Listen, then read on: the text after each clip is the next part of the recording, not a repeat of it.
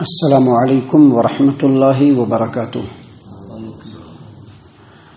اعوذ باللہ من الشیطان الرجیم، بسم اللہ الرحمن الرحیم۔ ولن تستطيعوا ان تعدلوا بين النساء ولو حرصتم فلا تميلوا كل الميل فتذروها كالمعلقة وان تصلحوا وتتقوا فإن الله كان غفورا رحيما وَإِن يَتَفَرَّقَا يُغْنِ اللَّهُ كُلًّا مِّن سَعَتِهِ وَكَانَ اللَّهُ وَاسِعًا حَكِيمًا۔ اور لوگوں، تم سے یہ کبھی نہ ہو سکے گا کہ تم اپنے بیویوں کے درمیان ہر طرح سے عدل و انصاف کرو، چاہے تم اس کی کتنی ہی خواہش کیوں نہ رکھو، پھر تم کسی ایک کی طرف پوری طرح سے مائل نہ ہو جاؤ کہ دوسری کو بیچ میں لٹکتا چھوڑ دو۔ اور اگر تم اصلاح کا رویہ اختیار کرو، پرہیزگاری اختیار کرو، تو اللہ تبارک و تعالی بہت بخشنے والا اور نہایت رحم کرنے والا ہے۔ اور اگر دونوں یعنی شوہر و بیوی ایک دوسرے سے الگ ہو جائیں تو اللہ تعالیٰ اپنے فضل سے ایک دوسرے سے بے نیاز کر دے گا، اور اللہ تبارک و تعالیٰ بڑی وسعت والا اور خوب حکمت والا ہے۔ معزز سامعین کرام، سورۃ النساء سورہ نمبر 4 اور اسی سورت سے ابھی آپ کے سامنے آیت نمبر 129 اور 130 تلاوت کی گئی، اور دونوں آیات کا ترجمہ بھی آپ کے سامنے پیش کیا گیا۔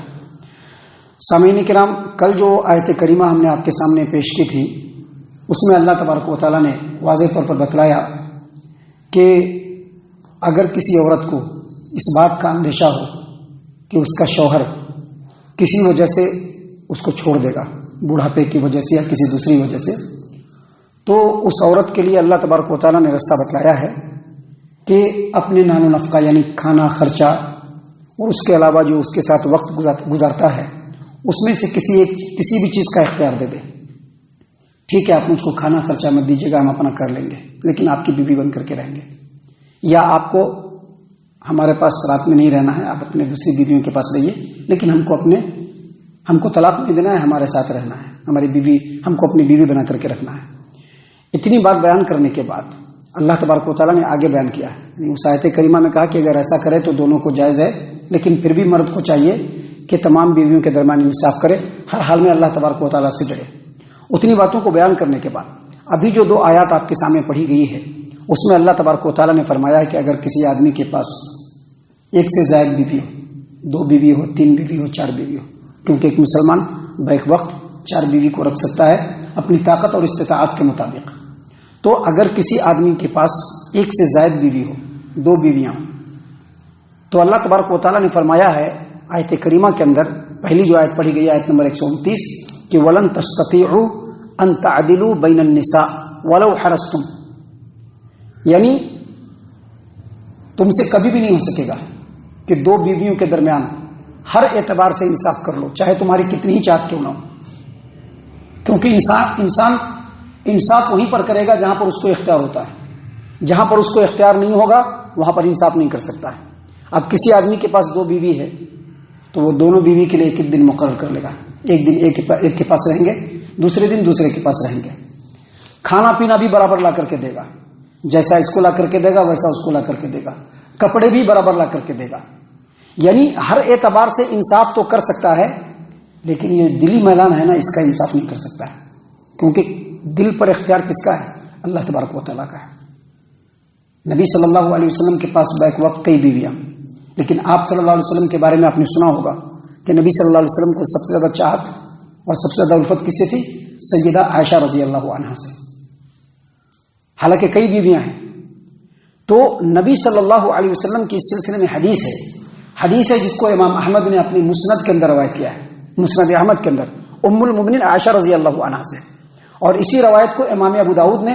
سنن ابی داؤد کتاب النکاح میں، امام ترمذی نے جامع ترمذی ابواب النکاح میں، امام نسائی نے سنن النسائی باب عشرۃ النساء میں، کتاب عشرۃ النساء، اور امام ابن ماجہ نے سنن ابن ماجہ ابواب النکاح کے اندر بیان کیا کہ نبی صلی اللہ علیہ وسلم اپنی بیویوں کے درمیان، ہر بیوی کے درمیان باری کو بالکل انصاف سے کرتے ہیں، یعنی جس دن جتنا ہوتا، جتنا وقت ہوتا، ایک دن ایک بیوی کے پاس، دوسرے دن دوسری بیوی کے پاس، بالکل انصاف کے ساتھ کرتے تھے اللہ کے رسول صلی اللہ علیہ وسلم۔ پوری باری انصاف کے ساتھ کرتے تھے، اور اس کے بعد اللہ تبارک و تعالیٰ کے سامنے گریہ زاری کرتے. کیا گریہ زاری کرتے؟ اللہم ھذا قسمی فیما املک، اے اللہ یہ میری تقسیم تھی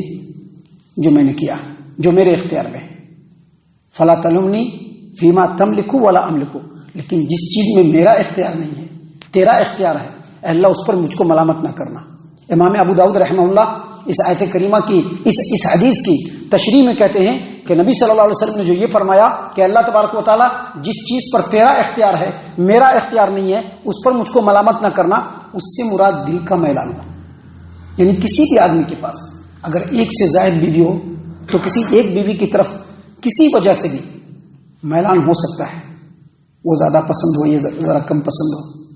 صورت کے اعتبار سے، سلیقہ مندی کے اعتبار سے، یا کسی اور اعتبار سے کسی ایک بیوی کی طرف میلان زیادہ ہو، کسی ایک بیوی کی طرف دل زیادہ مائل ہو،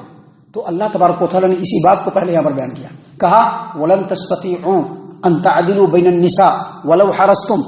تم سے کبھی بھی ایسا نہیں ہو سکے گا کہ تم اپنی بیویوں کے درمیان انصاف ہر اعتبار سے کر لو، چاہے تم کتنی ہی اس کی چاہت کیوں نہ رکھو. لیکن اس کا مطلب یہ ہرگز نہیں اللہ نے فرمایا کہ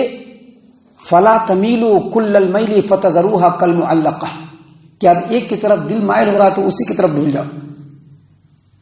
دنیا میں ایسا ہی ہوتا ہے، جس آدمی کے پاس دو بیویاں ہیں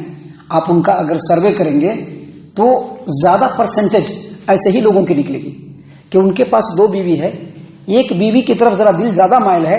تو ساری چیزیں ادھری اور ایک کو چھوڑ دیا. بعض ایسے لوگوں کو میں نے اپنی آنکھوں سے دیکھا ہے کہ ایک عورت سے پہلے شادی کیا، دوسری عورت سے بعد میں شادی کیا، تو دل جس کی طرف زیادہ مائل ہوا اس کی طرف ایک دم مائل ہو گئے اور دوسری کو ایسے ہی چھوڑ دیا. ملے تو ملے، نہیں ملے تو نہیں ملے، خرچ دیا تو دیا، نہیں دیا تو نہیں دیا. لوگوں کے ڈر کی وجہ سے، سماج کے ڈر کی وجہ سے، ابھی ادھر ہوتا ہے نا سنگا وغیرہ، اس کے ڈر کی وجہ سے جا کر بیوی کو دیکھ ریکھ کر دیتے ہیں کہ جا کر کے شکایت کر دے گی بیوی. خواتین کی جو سنستھا ہوتی ہے، عورتوں کی جو سنستھا ہوتی ہے، اس میں جا کر کے شکایت کر دیں گے تو پھر ہم کو پکڑ میں آ جائیں گے. تو اس لیے ایسے لوگ بھی میری نظر کے سامنے ہیں کہ پہلے تو ایک بیوی سے بہت یہ کر کے شادی کر لیا، پھر دوسری بیوی شادی کیا تو اس سے کسی وجہ سے اس کی طرف دل ذرا مائل ہوا تو اس کو چھوڑ دیا. لوگوں کے ڈر سے اس کو دیکھ رہے ہیں، کبھی گئے تو گئے، کبھی گئے نہیں گئے تو نہیں گئے. اللہ تبارک و تعالیٰ نے کہا کہ جو محبت کا جو میلان ہوتا ہے، چاہت کا جو میلان ہوتا ہے ایک بیوی کی طرف، یہ اللہ کی طرف سے ہے. اب اس وجہ سے اگر کسی کے پاس دو بیوی ہو تو اس کو ہرگز ایسا نہیں کرنا چاہیے کہ ایک بیوی کی طرف بہت زیادہ مائل ہو جائے اور دوسری بیوی کو بالکل ویسے ہی چھوڑ دے. اللہ نے کہا فلا تمیلوا کل المیل فتذروها کالمعلقہ. دیکھو اگر ایسی بات تمہارے اندر ہو تو ایک بیوی کی طرف ہی مائل نہیں ہو جانا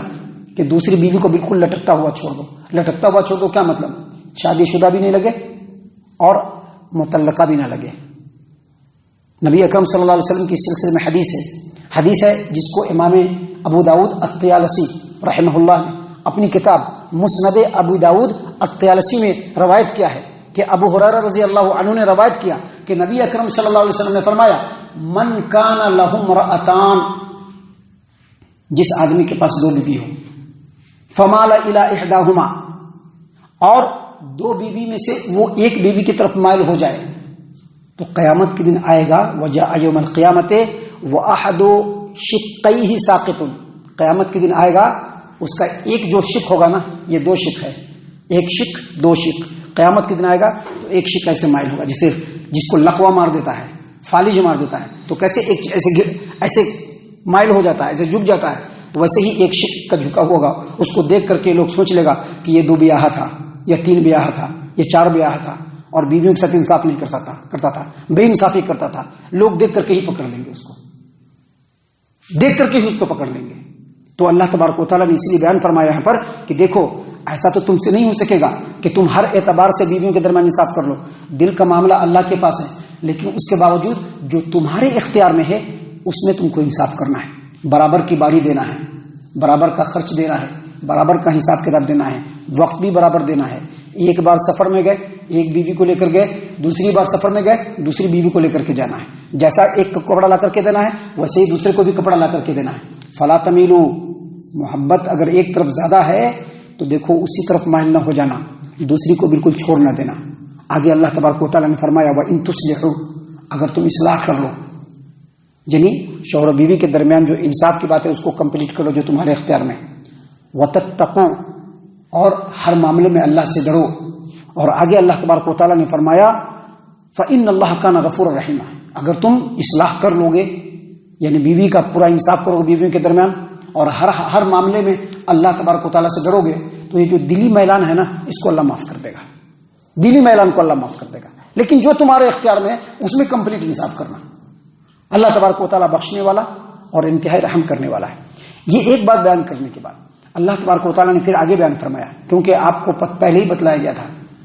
کہ پہلی جو آیت کریمہ کل آپ کے سامنے پڑھی گئی اس میں اللہ تبارک و تعالیٰ نے خواتین کو کہا کہ اگر ڈر ہو تو شوہر کے سامنے ایک پرپوزل رکھو کہ بھائی آپ ہم کو کھانا خرچہ نہ دیجیے،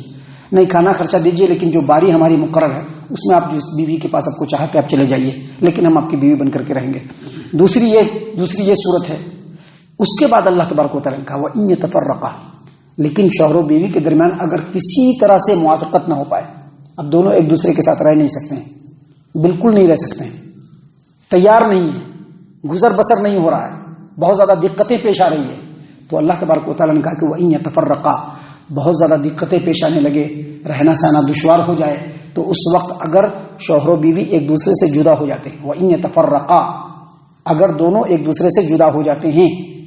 اللہ فرماتے ہیں یغنی اللہ کلا من سعتہ، تو اللہ تبارک و تعالیٰ ہر ایک سے ایک دوسرے کو بے نیاز کر دے گا۔